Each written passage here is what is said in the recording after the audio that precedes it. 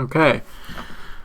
Hello, everybody. Sam here from Plugged On. I'm going to give you my 2019 top 10 albums of 2019. Here we go. I just said that.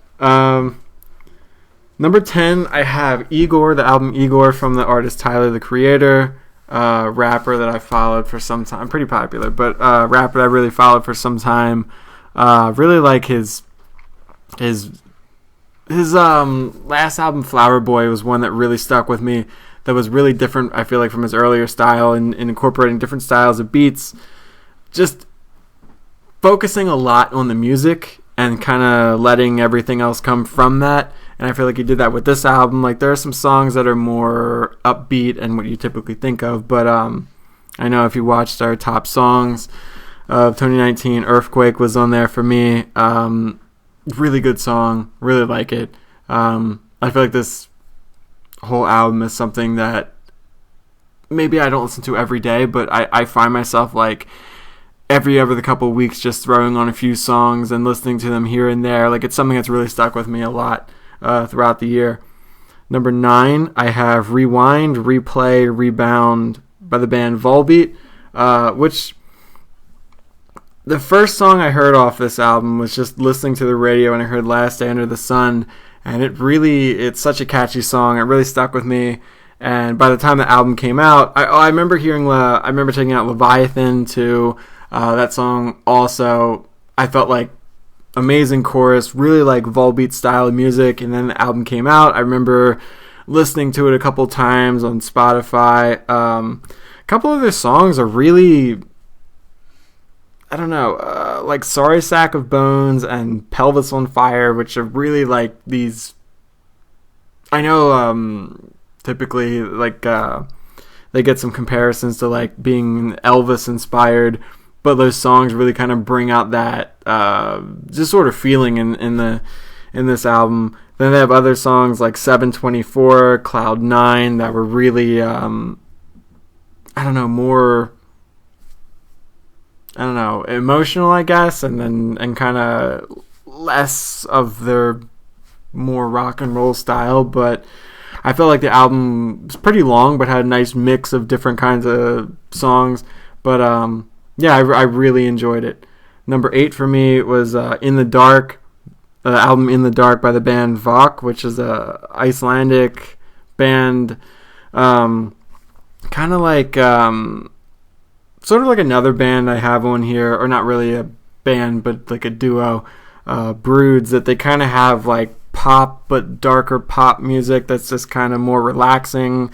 I know the title track In the Dark is really good. Scarcity is another really good song. Just something you can kind of throw on to relax, just kind of like something to have on in the background, but you kind of find yourself tuning in here and there. But a lot of really good catchy choruses, and the music itself is really kind of, I don't want to say relaxing again, but mellow, and it kind of puts you in that mood to really, do some things with the music on in the background, but you find yourself constantly tuning in. The very next album that I have is Don't Feed the Pop Monster by Broods. They have some of their best music. I remember a couple albums ago when they first came out. They came out of New Zealand, and I remember it was just after Lorde got big, and I think they had the same producer. They sounded pretty identical, but I think 2 albums later they really discovered their own sound and really separated themselves. And I feel like this album is really good. Has some songs that you from pop bands that you kind of get those typical lyrics, but I feel like some of the lyrics in this album are a little deeper, have a little bit more meaning to them. Peach is probably their biggest song off the album. I want to say it was on a FIFA game, but I'm not sure. But yeah, so a couple of hits, and they're finally starting to be noticed, but really be noticed, and good for them. But yeah, I really like this album. It's definitely on the more pop side of the music, though. The next album I have is Nothing Left to Love by the band Counterparts. Again, if you watched our top songs, I had Paradise and Plague on one of my top songs of the year. Excellent song. I could pretty much have a Counterparts album in any year of my top 10 because I really like them. I really like what they do. The only, maybe you can consider it a drawback, is that what you get with Counterparts is what you get. And the past couple albums have really, they haven't branched out too much, which they have in ways, but I want to see them do more and try some different things because I feel like they're talented enough and they've definitely got down what they're doing now that they could branch out and maybe try a couple different things in the music. Not necessarily just like for a hardcore band, clean vocals or something like that, but incorporating some different styles, some different song structures, doing a bit more. But it's Counterparts, and I love Counterparts. The lyrics are amazing, really deep. Depressing to the wrong person, but I think you get the right person that really listens to them. They can really connect to a lot of the lyrics. I think an excellent album. They've been putting out really consistent, really great music for the past 5 years now. I think they've passed 4 albums over the past 6 years now. They've been really excellent. Next up, number 5, I have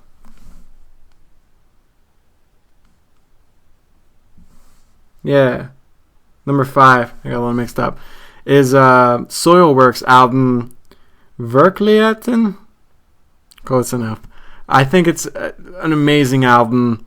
I think they really struck gold. Not that their prior albums weren't good, but I think especially this one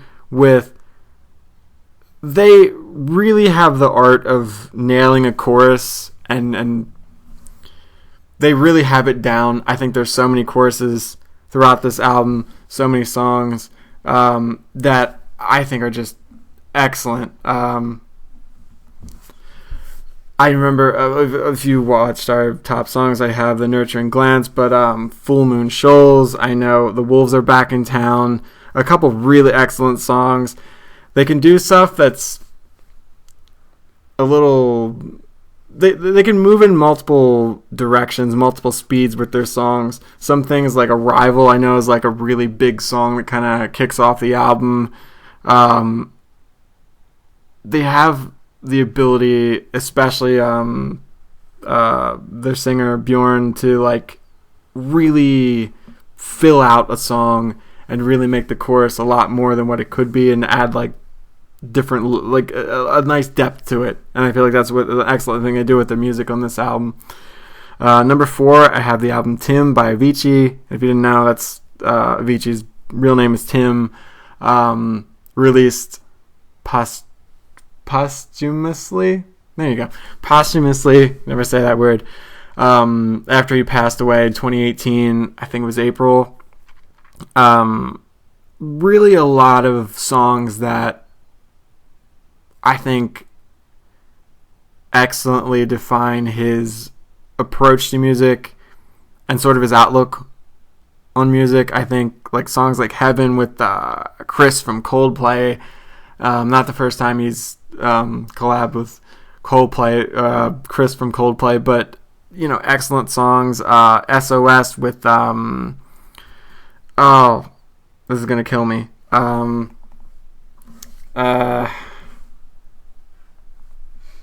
Let me look this up. Aloe Black. I know he did. He's collabed with him before. I think it's a really excellent album, really great album to kind of honor him after his passing, and to really it really nailed his outlook on music and his style and everything, and you get kind of the best of new music, but what he's always done and always been his approach. Really special though.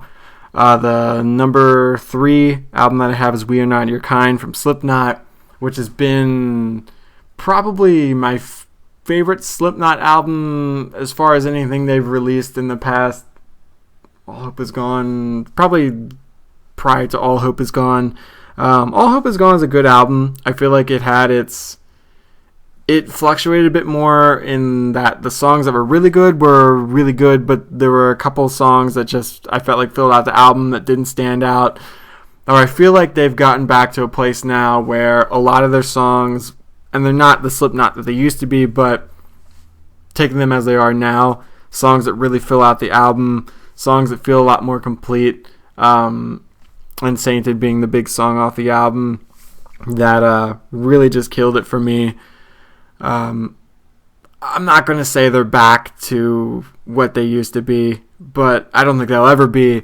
But taking them as they are now, I think this is an excellent album. Like a lot of people could say about, I could relate it to like Metallica being that they're not who they used to be, but taking them as they are now, their last album was outstanding. And Slipknot, I think now, taking them as the band they are now and how they've progressed and losing some members and gaining some members, that I think they're doing a great job now. I think it's a fantastic album. Number 2 for me is Ammo by Bring Me the Horizon, which really, really surprised me. I think Bring Me the Horizon is really more than, I don't know, I don't want to say it's the most I've ever seen from a band, but really changing their sound, really changing their kind of their reputation, their appearance as a band, going from being a metalcore, deathcore style band, with the hair and with the, wearing all black, the skinny jeans and everything, to being a legitimate, like, main stage rock star style band with a lot of hits that anyone can listen to, that could end up on the radio. Collaboration, having on the same album, collaborating with Danny Filth and Grimes is a feat of its own. It really shows that they've really filled out their sort of inspirations, their aspirations, what they wanted to be in terms of a band, and not just saying we're going to do this, we're going to do that. I mean, they have songs like Mother Tongue, Medicine, even Nihilist Blues, that are really different from anything they did 3, 4, 5 years ago. They've been constantly changing as a band. That's one of my favorite things to see, is bands constantly improving, not putting out the same album as last time, or just being, pigeonholed, letting themselves be pigeonholed. But they've changed up their style. Not really. They've evolved their style, and I really absolutely love to see that. And there's so many catchy songs on this album, things that really stick with you. The number 1 album that I have is Alien by North Lane. One of my favorite albums in recent years. I think you take the past 3, 4, 5 years, I think this stands above some of the best music personally that I've heard over that course of time, definitely in the last 5 years.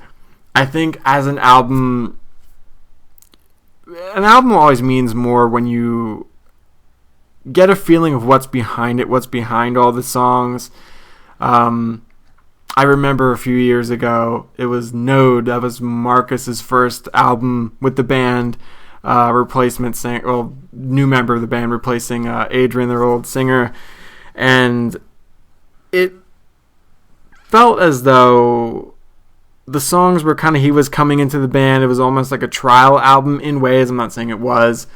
Following up that their album a couple years ago with, I remember songs like Citizen was really amazing. It felt like more of an improvement, and they were kind of letting themselves go. And especially with this album, really, I think, taking that direction of making that album personal for Marcus, at least, and letting him really dig deep into some meaningful lyrics. Not that they've never had them before, but really digging deep into really personal, meaningful lyrics that are you're able to relate to it on a lot of levels.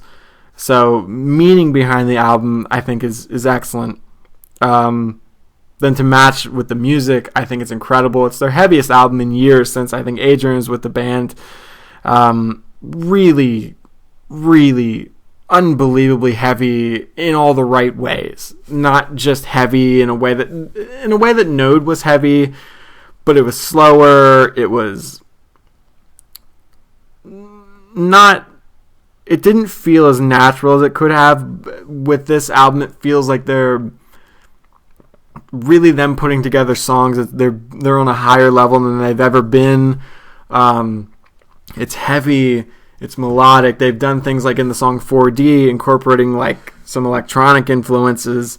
Even the song Bloodline, having it be slower and having it be like this thing that's just down in pitch and tone and feeling like it's, and then it kind of, they have songs that really just burst open and kind of lay low and are kind of soft and relaxing, and then have some really heavy things like Talking Heads is, the middle part of that song is unbelievably heavy, and a lot of things about this album, a lot of the songs, parts will just catch you out of nowhere, and it's not like building up to a part in the song or letting you know where it's going. It kind of just will change on you a bit, and it doesn't, a lot of the songs don't, in ways they do, but some parts of songs don't quite fit the mold or the formula, and it's really doing its own thing, and I really appreciate and like that a lot. So that's my favorite album of the year, Alien, from the band Northlane. I don't have really any honorable mentions. I really put together these 10 albums and thought about them, not so much as anything else. There are a couple albums, as always, every year that you listen to from like years prior that I wish that came out this year. Outside of that, that's my top 10 albums of the year, and let me know what you think. Let me know if you liked any of those, if you enjoyed any of them. Listen to them. Check out all the other videos we have coming out for end of the year 2019 things, and have a happy new year.